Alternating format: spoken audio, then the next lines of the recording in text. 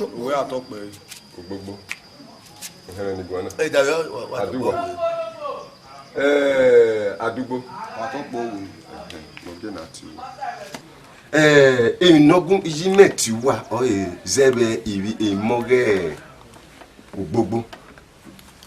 O yimeti wa we iyan lo de ni ewi.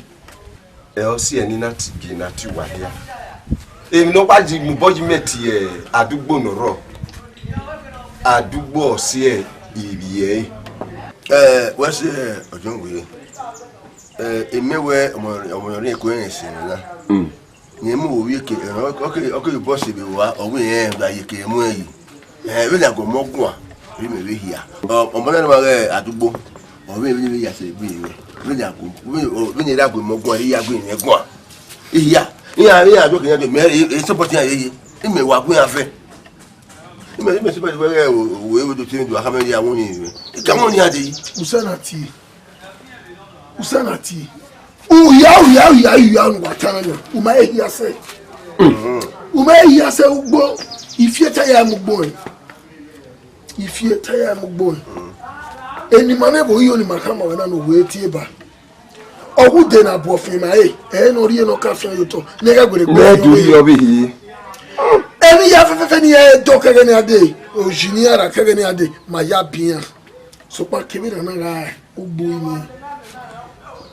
Mama on ma we gbe mi gege no bi gege. Iya parebo na. Ma mi to nsa meji ba mi iya parebo na. Ari o tare yukun. Erugbegia. Yawi Ni muna kira. Ni aki gbogbo iwo na. We me support yan media. Me yin aki ma mi agbara. Ma mi aye me wota we owe ma mi mi gba yara. We mi ma mi agbara de media. du ma de bole li ajo mo boju oji. Igwere yan gbogedere. Afa yero we go. Ini atu boara. Yara wonya. After tifu. Iya rame ne kakabo. Yara wonya. O ka obo. Iteme ne mo se. Owe ohun. Ya gbe me ko yan ri me ko. Ewuwe. Owe wa yejere ni a. O ta fa. Owe. Yana fa mi nya gbogbo. Ara mi o ko ni akinyo e na nwe eyi do mi nya obi a. Ama ni jina ro. Ona gbogbo ke ni. Ime te wena gbebe bisana ro ti. Okay, ya ne ya. Akia de nu ne ya. wa to wa pe ni wan Ìyàwó baba oni se domo no wan ogwe ìyàwó re no. baba se ni a o se wa ile ki Ogwe wa we ara. Boya so ìyàwó re mara we. ipa oni se edo wa bi omo abi ho Emna mo ma we gbe. ipa be no ike kina we uimi ya ni ala wo ni are gwe ibi kana o se me ya hin me ga be gwe agun a ni ya wu fun yin me wo re abi omo pe ko me ga wo kiyan wo kiyan ajo so po pa no ma ya e kiyan ra ani e kiyan ga fi wo re O bege. I ga be gwe agun a na imi ke be ni ala pa ni ana fi wo re are da gun ya e mo ga gun ya no nu wala wo ni wan Oji meti we agade do de by kona. Iye we ibi e ka ni go si we eyin ari ahin. Ebe no we. Ìwà fian yo boy ya won re. Emi we gbe emi we ya we gbe. Aye mi odu wo ma mi ara e. Hija Bo ya yi. e po wo te gbona na Ito wa. owe wa to pe ami mewe wa e di agbe yugbo takota se yugbo ta a yu wa madugbo ni mewe na de de ni mari ya gba mi ogbo We mi egbe iwani ra. Ya wa gbe yo for the aperitif. Ya gbe yo. de ba nu ta na ma like e o ni na gi me la no Adugbo. We adugbo. Bazi gbe. Omo na o mu idagari ni e la owo. de wa wo me Ma. Ati wa be so de na mi wu e. O ma na si o kan ya lebo na. Kare na pa. O sumu we no ri eri o atita nu we ri ebuki atita. We station ni. Wa fi se ba ni ma me si obi an. Ikina gbe yin gbe iwe gbogbo we iseliku ojumo re we agbon we aperitif wa o ma On that station. wala wo ni se wala wo wala wo e pa yin ijo le na ma be ijo yin tero mo gbigbo ele lo mo pe si e no nyanya Okay. Owe wa talk pe ona the pattern wo bo me na mi owe ai do ti mezo ma we wa na de we ra ya no mi gagala ru e di agberi wo akote yugbo ta yugbo we o ju wa ti ma dugbo we na na ya ye we bo na fi bo mi wa talk pe sa adugbo do mo we pala o wa ya watana nyone zebe matano remi webe to wene gbogbo wa bu o debi na kata mawe aduwa wala ho mama emi na yito oni emi pa ni oni ibi wa itale bero we owo kan le kan owó ìmẹ́lẹ̀ owó rẹ̀ nínú owó yàtọ̀ àwọn ènìyàn. ọ̀nà àdìsẹ́ yàrá lọ so wáyé náà ní ẹgbẹ́ ẹ̀yẹ́ mẹ́ra wẹ̀ ẹ̀yẹ́ mẹ́ra ti fi wẹ̀ wò sase. ìwọ̀n tánú ẹ̀ ìyí dùn ẹ̀ wọ̀ tọ́fíìsì rẹ̀ wò náà ìsẹ́lùkù wo dùn máa rẹ̀ ìwé mẹ́rin hàn o dùn máa rẹ̀ ìsẹ́lùkù yẹn mo ìfọ̀dà Christmas díẹ̀ wò náà. ẹ wọ́n sà. nǹkan ni à. Father Christmas. Father Christmas di woman. O Father Christmas akodukun di ade. Ijosa. Kawa heavy ya level na ije me ni a we wi ji me mi opa ni ehon level na. No dot ma le. Ijo ota mu we Father Christmas di. We no na ijo ota na. We ijo to. So me magi bil me ni o mai gi me na believe na tete mata no tete oge no visual na. Payo ni ha. Mana go me wan say tamawe. Ije me ni what tamame. We wi je me be na ma o iji dun. Yo tamame ni an no de. Ije me gi mo fa. Ije wa gele to oge. Ame ti go ro ijo to oge. Woni asia e ti go egi ijo to oge se mi ai. Ko. Ko. Ya wa ya wa di go. Ya wa ta mo se o ri go me o ma na ri go me. Me o gi ya ri. Mo ti àwọn ye ohun etegbero oye se wọ́n sunu iyo salobu àwọn me ho wọ́n sunu tamale ko kawa eri ya re una tamale di oluku re Odumare ya mo Father Christmas di e una temasa ko le to re be a na o mi eta ina we ya mi e be do ni ona dokede temasa we bo ona kede o to ya gwaligo na enia e mata sin e ya ekeni go ni reage du wuvu no ya la wa ya wa ija wa be to na e se ti o ni mi e wa ya gwaligo na gwaligo na ija ame go lo we wa ri mi me ya iri owo se na ya wa bu no ri wo wa boyfriend ija omo ma we ma na ifeji ma abi la iri owo wa ko ya ma me yo to ni wa le ba ni so wo se mi Abadomo. No say mana we ma bo ezi yo ewe o me business opa ni ma bi seluku plan we ma. Odumare wa ka we are with business. We no be we at business here. We ma we. We are go me ade wa so business. Seluku we ta ma we wa. Baba business ni ma bo do. Awo I be sigo yo. Awa de ko wa o. Agbon aye lo wa bon. A business no ma ara dey. You are to take it serious. A business in Mamma. Unu wa ko yo ma waye. Awa do we o we fi awenu ma bege. Awo please wa ngamu me ma ye wa ko le we ko yo. La de wo yi no imo bo ai mu ba we imo pa ma eva. We ko lo gbere aga ni ha. Mi no ri ba we ibi body na. Ma ya fe ni bi ya reglo ya se. Igwa ga ya ja ga yira. Wa ga yara. Odumare. Seliku. Onu ma gotif. Wa yara na mo wa ti me yo se baba ti o fada. Ka wa ka ma we. Ka wa ti mo na ma we. Ige we bi body na na. E wo ya fe ni le wo na. Ibi bi ya de ba bi ya ke do ni. Igwe mu ye ne. Ma wo ma go for Christmas da wo. Ye do you go ya me for Christmas. Welcome away. Me for Christmas no ni my we yina no we ko yo.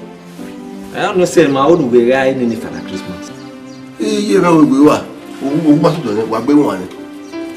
Ati me arugo fo ni we po ni. Me we na we arugo po ni o fo ni ki ba gbon le igbo wa. Wa we me arugo me arugo we re. Wa gbe won. me Baba Christmas. Why say Baba Christmas? Wait a minute, no involving here. We are 1,000 naira per person. I want you do me for that Christmas is 1,000 naira. Who 1,000 naira ni?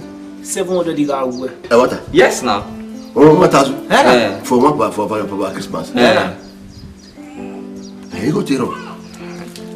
What will I hear now? You want to know that you to pa. I me we I be we me ya we I who we. Yeah. Ni aya e wo we.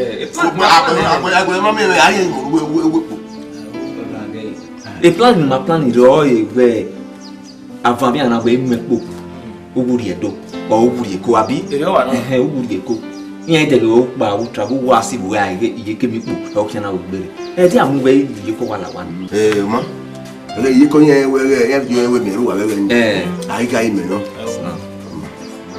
ma ya we ni wa o fo wa we agbo fo we awo to le ya me we ba Christmas ni ko mi wa je wa ma ma nya we me wa fo fo yin wa gbe won ni we ki wa ri mi wa ya we wa me o mi wa go investment ma wa kini awo e ti go ba we ise le oju ma we ko yi wa ta ko yi wa to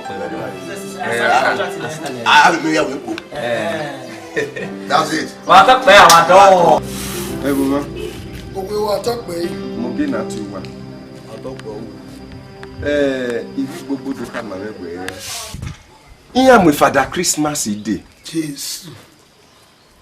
Ona ni opa ni me ni. Ibi gbogbo ewu no je me. Me na gé na ti wa. Nu wala ho nu wagu me bobo ni ya. Na gun ya bobo. Me ni ya bobo po nana. Oh beji Father Christmas igbirigbe ya ade bupo no de. Ni ado bobo se ni ma. Imegi imi wa ni bi ewu. Nu wagu me nu wari yo boba ya gun ya bobo. Owe. Wa talk pe. Owe dan wo mo ni Father Christmas ri. Ibi gbogbo. Wa gbe o. Wo gi mebo. Igi o wa ya fe no revu na. Seti ya bobo o give Father Christmas. Ki make igi o wi me leva, me be me bobo. Unda e Father Christmas ni yu gbogbo mu re na. Yu gbogbo oje yan. Maya yen be bona. Ore e ka kome. Wa be kan ma le ni agbe. E Father Christmas ni are mu re na. Oji ki ade ano. Ade baku Ija e pa we ge tabiri o. Oji no. Ade me for that Christmas oji ya. Ugbe mo wi dogi yu gbogbo ne bo yan mo re. Oji e no. Owe regui. Owo we weva. I me Judah or when the Bible kai. Among 12 they must be Judah. But for the Christmas now, why ki make ki go wa men. Mairo. My bejo. My be laba. Won on your way. O tell me why gui. Don't let you gbogbo mu ere na. O give you gbogbo inu bobo. O mo be ga muri. Yajo. Ewu ma laba. No, na e no si ezo. Ma laba. Wa ki. Wa ya bobo. Adugbo. Owe atok pe. Owe ya be mi na he. Owe wa atok pe. Every Father Christmas no man no. So pon we erugbo media. Me mi boya ya ri Father Christmas. Father Christmas o ri bi ka no. Oni emi po no jewu. To no ri a. Ma wo gba. Okay, wa baba wi anju. Anju. Owe ipapa lo ma gbo wo han. E wi jewe na mo no ko ke. Oje owe ese wi le we Father Christmas ri ni. Ni ma gie. E ma ni ri jogu ma ya kan. De no ajo. We ni me tamotin we. E ba me ne wa le tamotin we gbe. Mi mo gbe no kwa ni ke ni re wo na ge jo. So ma no de kan wo wi me. Iyan leva da e Father Christmas or ya mawa. E Father Christmas ri amawa. Odo me.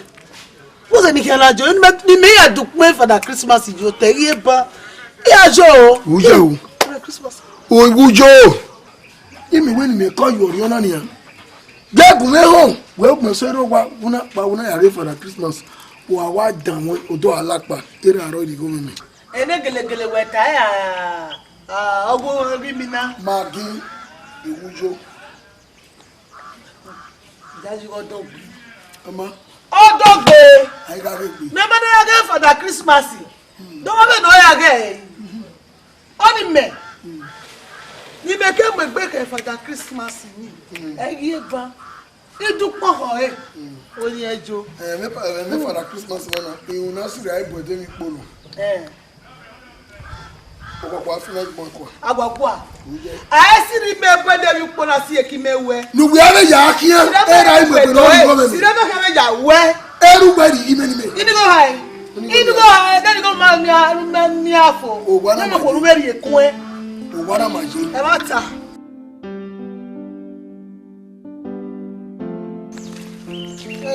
Oyeba. Dewe o. Ugbogbo. We not gba lana. Yo no. Where yi? Ya yo ya ye. Oye. Ya ye. Iri ka gbona fun wa. Ya gbete ime ni kenje do. We mo ja ya we po do. O we po do. Iri ka.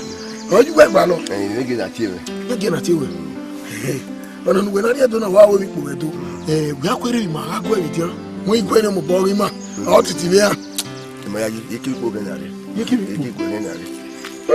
Gbogbo ya o ke won ya o se bo. Gbede ba ma wi gwe ne. Mo ya ye ya ya o ke won kere o se Ya bo. kiri. Iwe wo de mo we si ya na. Eji no. Ya we du ma me we ni are wa re. Hey! Gbogbo. Wo mi gbon ke. E wo na mi. Ya we ma ya be bu le je ya o je. E wo li yi. O awa lo gba January. Tale mero. Ako. Mo na bu wa o. E gbe ma bu bu e. Ya ti. Abu bu e. O gbogbo na pe a. E gwa tu o. Ga enu e kare le do a jaja ri e. Mi ba ba ye.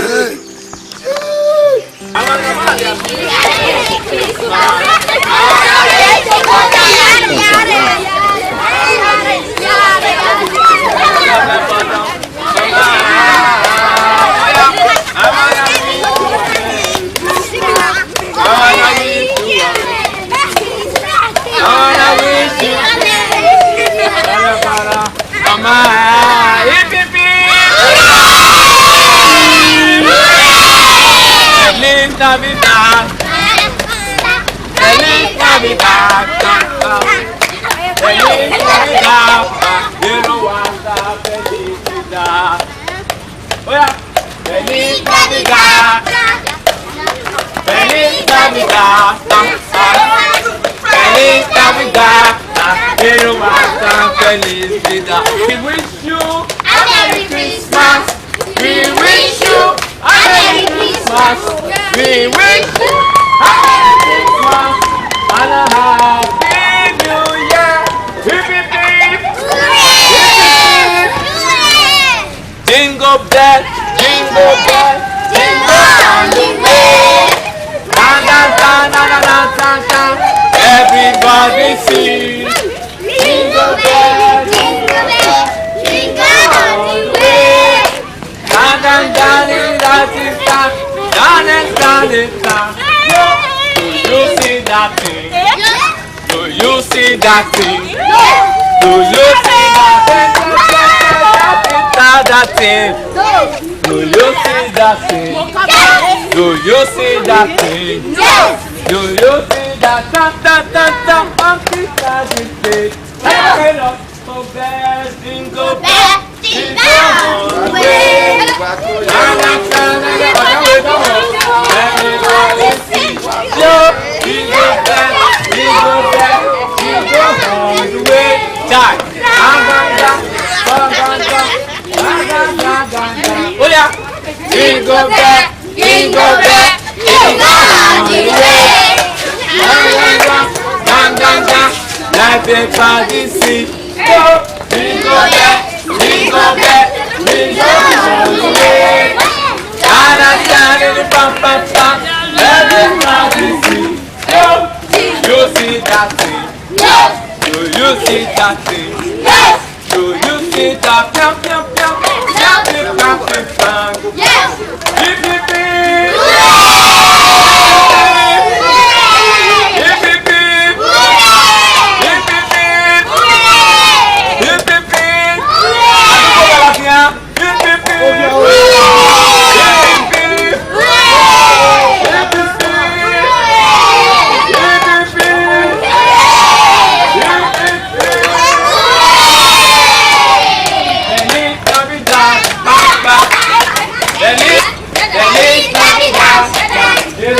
San Felicidad.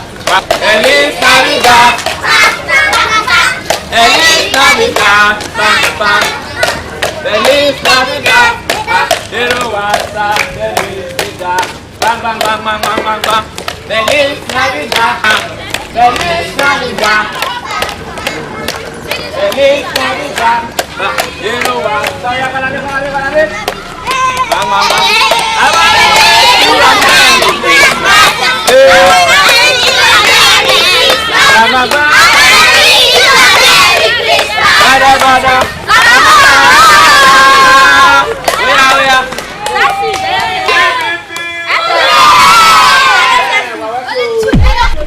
Bari dia ko sore. Isa luko. Don't touch it, guys. They cannot. Ah, the back it's not carry no way. Go slow, okay. Feliz Navidad. Feliz Navidad. Feliz Navidad. Bang bang bang bang bang bang. Feliz Navidad. Bang bang bang. Feliz Navidad. Bang bang. Feliz Navidad. Pero basta felicidad. I wanna wish you a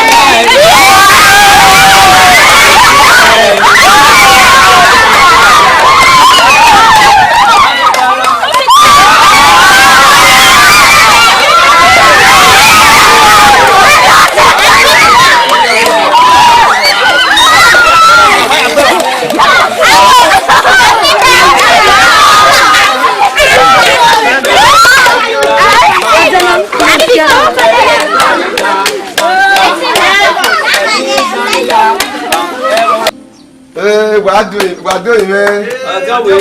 Wakoyo. You were there when winning Father Christmas Day. Wakoyo. Wako. When the Jena Huni Nimio. No, dear winner. I was 200 naira. Only 1,000 naira. I'm 800. Only 800 bucks. Me not your way. If you have Osa 800 naira. They not your way. Me not your way. If you can now. They're going to him. Who don't come in the dead your way? One with Father Christmas Day. Ni laho. Or don't we laho? We mati your level. Maybe a kaka can in my redo gay. Gay in Naja where Botiti Yavuno. Say ya where one to Bugwa Nibia Bobo Nubabe Yamie, if I had Kireno Nilaho. A na woman, enough with Yonuwa where Igati Yonuwa. Eh, one do I have Menani away, Ninedo high 800 naira. Ikela. Who buy a mere Father Christmas? Eh, or you didn't know it. And then Madoka Mamu for the Christmas in Oslo in Norway. He knew was it. I only made no way. Who were you go in the dairy way, La Hodion way? Oh, me and Yona, or don't we La Yati Yomi? No, not your way, no, dear. Then Mujana. Everyone, I will. Gay, then Moaguanania. Why you are for the Christmas? Oh, what only for the Christmas cannot wear now new your fever. Oh, what only area, or not back to the hour, and a canata. They fat to get a brand. See, I've been away seeing now about what took by all see with our Kakawa. Get what was your way go again? Okay, I'll tell you what would you walk.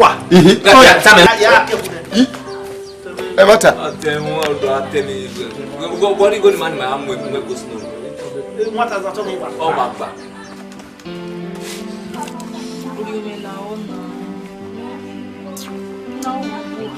Não, se minha eu sei que banha só aqui, minha e banha mesmo assim, banha mas assim, como ele ia nem a mim para Christmas, eu ia para banha a mim para Christmas, não vinha na não. E foi muito bom para mim não. Yet you may go for the Christmas. You may baby go na filo kwani. Only the man we go no the me feel You go na ya go for the Christmas. That feel like kwa. Dem for the Christmas or dem are go no na for the Christmas na me go. even if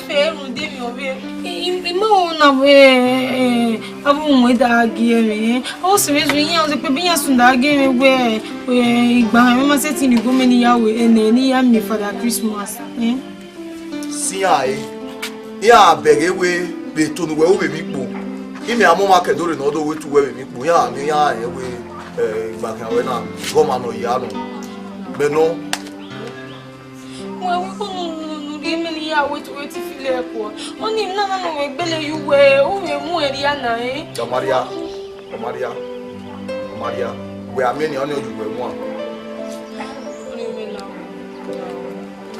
Boy, 1,000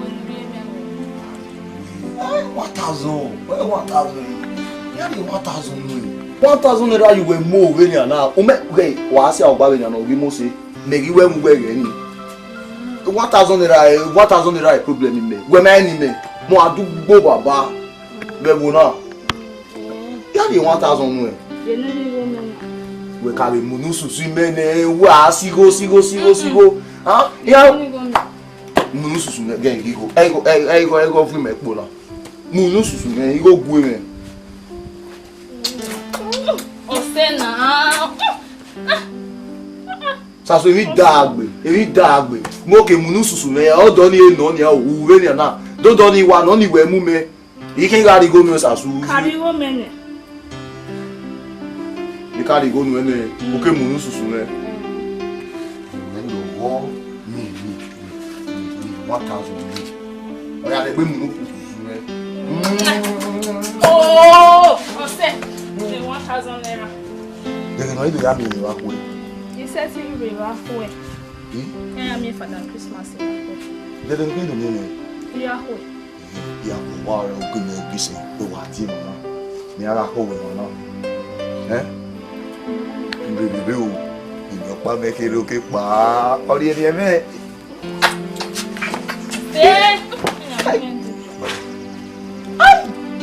Akin àwọn ṣe gbé. Ọmọ àwọn bẹ́ẹ̀. Sàṣù. Ìgbéyàwó ayé ẹ̀ sọ̀sọ̀sọ̀sọ̀sọ̀sọ̀. Kèrè òwe mọ̀ sí lẹ́ni. Mọ̀ sí lẹ́ni àdégbé ìgò ní ìyá mi fọdà Christmas ní àrẹ́bẹ̀tò. Go see me go. Oh, go no more baby. We are free. Me, grandma.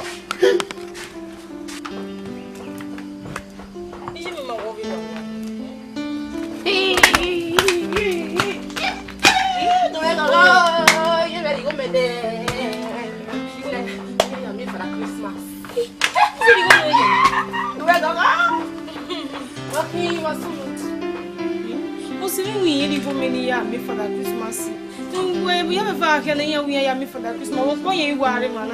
We be another. When you talk about this, you go many yummy for that Christmas, and you go many hours too. And when I'm sitting with really another living pronoun. Papa, you swallow look here. We are very good. Only I hear what you pass on here. Pass here, and you're making on your mouth, but no, Metty has zero no, and no, me no cake. I'm swan. If not, you are sitting here. Every year, money we are sitting now. Away along over me. Inia, it was so banana. Mamma, oh, well, I will make you. And then I used to say, boy, you're well. Usually go. What's an awesome man? Usually go to San Jose. You got more.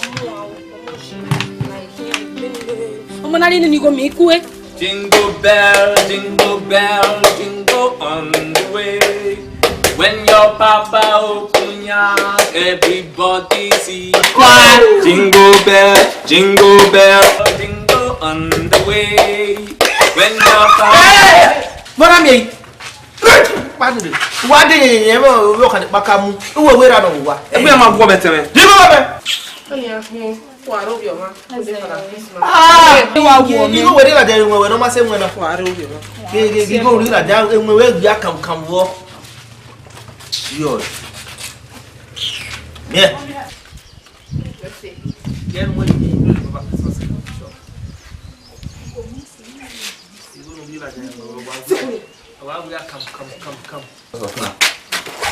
Jingle bell, go on the way. Ganja pampa opunya bell, jingle on the way. Ganja pampa opunya, everybody sing. Jingle bell, jingle bell. Ya kuja hapo. Au wewe. Jingle wewe. Hizo ni jira wa mwema. Mwema au. Asa mawe. Mie. Mwema sasa ndio ndio ndio. Yayo. Jingle bell, jingle on the way. When your papa open yash, everybody see, Jingle bell, jingle. We boss on 1000 ya dire. O ma nu ba ye ba. Ba kan we gbe mi wa ile 1000. O ya pa fian. Ona me mi a lo lo na. O fe fo we bi lo sha. Mas só foi aquele negro. Mas too much. Okay. Baba ko. Tio. Iya iwe iya ma. O boda né? Wa manager yi, wa u ya ku. Afofo né tio. Iwe manager yi. Ta wo yi ha. Wa se gbe wa yi ni wa u ya ku. Ebe mu me o. For that Christmas ni mo se. Wo ve sona. Ọmọ Syria. Ọmọ sewu. We wa yara. Ya ye we bo. Ọmọ ma na show boko. Ya wa show. Ohun. Oyo mere for that Christmas. Majore no. Ma bege mi mo se e. Iwa gaji ahian. Totally butter you have me obi je me. We are saver ni ben na. For the Christmas, wa we ve. Egbe na wa we ewebo. We am your momo se. Iwa atota yo kejele ni. Ahian wo do. Ọmọ segbe. Mo beg na wa ya mi for the Christmas ni. Igba ke mama say you go me ya mi for the Christmas mo pa me mo gide ma na. O tu wa be di yaru yiru na. Mo di yaru yu. Okeke ni ya mi o. Ya mi o. Ọmọ segbe. Wa mi o. Wa we ve. Ole photo we ni ma do mo the picture. Wo be Tony. Imi awa rule ahian le na oni ya fi picture me. Worry. Maga if you the picture na ma do ma we wa. Ma ya ko le te ni ma do ma we won. Bobo ni go re ba. 8k. 8000. 6000 re wa na. Na na be ya be na. Ya o bege na. Wo mi bona wa do say sisi no wa say ti. Ya o.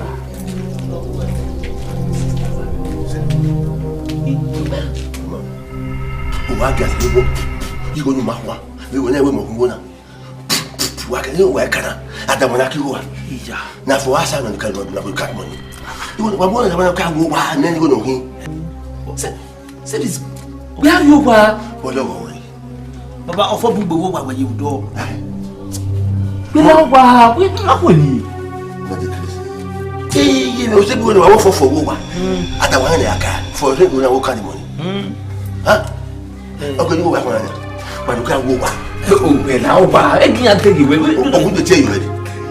Who dey tell you do man? Who dey tell you ready? Tell you now break up that money in now. You can't go back. Iguna, here e ko yare na. From that December 31st, no ya forgive for that Christmas na. Iya na do beg you gbe no. Igo man egba, igo no take some bobe from that 31st. Who ye me? Who dey tell you ready? Why we mo igo na mo suffer you we ofo afo. Maybe go na fall le be ati bakara we fall le bo.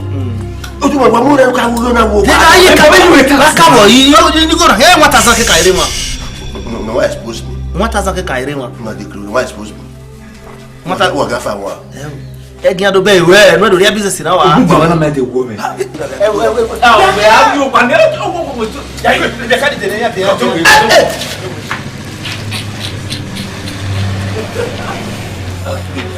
Sister, how are you?